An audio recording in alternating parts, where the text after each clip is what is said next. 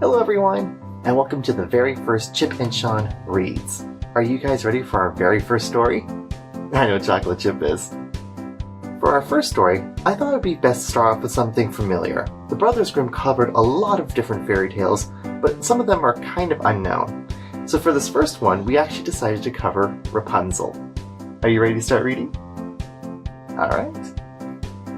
There once was a man and a woman who had long in vain wished for a child. At length the woman hoped that God was about to grant her desire.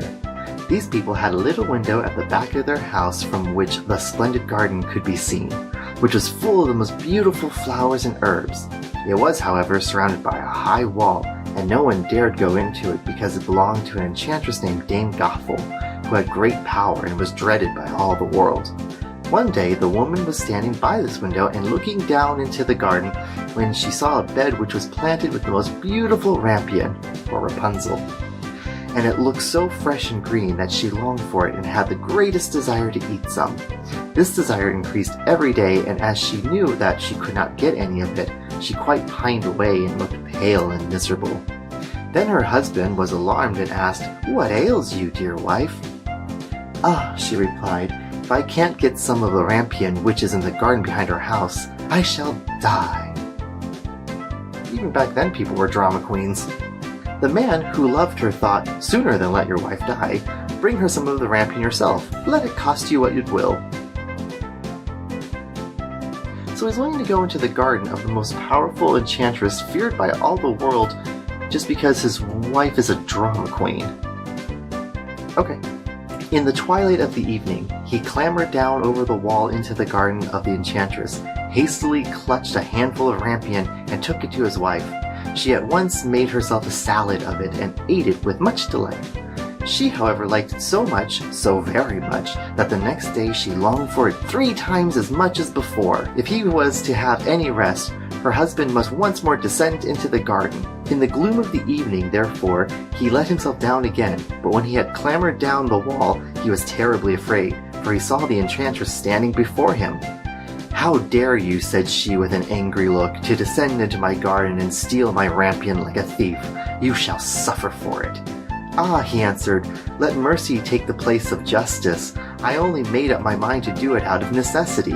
My wife saw your rampion from the window and felt such a longing for it that she would have died if she had not got some to eat."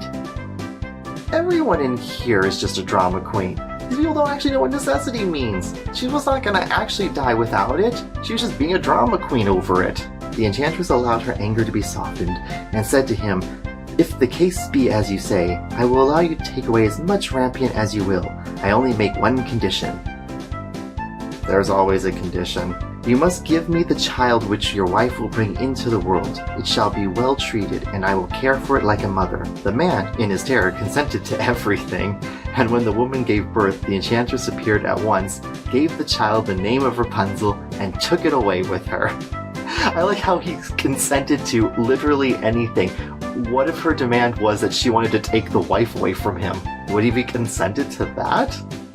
Rapunzel grew into the most beautiful child beneath the sun. They always grow up into being those beautiful childs beneath the sun. When she was 12 years old, the enchantress shut her into a tower. Wow, that's already sounding to be like really well taken care of. Which lay in a forest and had neither stairs nor door, but quite at a top was a little window. When the enchantress wanted to go in, she placed herself beneath it and cried, "Rapunzel, Rapunzel, let down your hair to me." What did she do when she was a newborn then? How did she have enough hair to let anybody in? Or even the strength, for that matter. Rapunzel had magnificent long hair, fine as spun gold, and when she heard the voice of the enchantress, she unfastened her braid tresses, wound them round one of the hooks of the window above, and the hair fell 20 ells down, and the enchantress climbed up by it. After a year or two, it came to pass that a king's son rode through the forest and went by the tower. Then he heard a song which was so charming that he stood still and listened. This was Rapunzel, who, in her solitude, passed her time by letting her sweet voice resound. The king's son wanted to climb up to her and looked for a door of the tower, but none was to be found. He rode home, but the singing had so deeply touched his heart that every day he went into the forest and listened to it. I like how this prince's first reaction to seeing a maiden in the tower is just, Oh well, I couldn't climb up to her, might as well ride back home. Once, when he was thus standing behind a tree, he saw the enchantress came there, and he heard how she cried, "Rapunzel, Rapunzel, let down your hair." Then Rapunzel let down the braids of her hair, and the enchantress climbed up to her. "If that is the ladder by which one mounts, I will at once try my fortune," said he. And the next day, when it began to grow dark, he went to the tower and cried, "Rapunzel, Rapunzel, let down your hair." Immediately the hair fell down, and the king's son climbed up. At first, Rapunzel was terribly frightened when a man such as her eyes had never yet beheld came to her. Why'd she let her hair down in the first place? It's not like you can really mistake a prince's voice with a female enchantress's.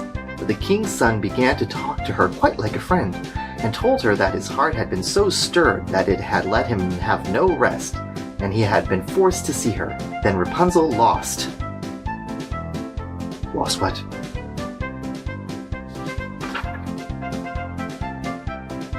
Her fear, and when he asked if she would take him for her husband, that's quick. And she saw that he was young and handsome. She thought, he will love me more than old Dame Gothel does.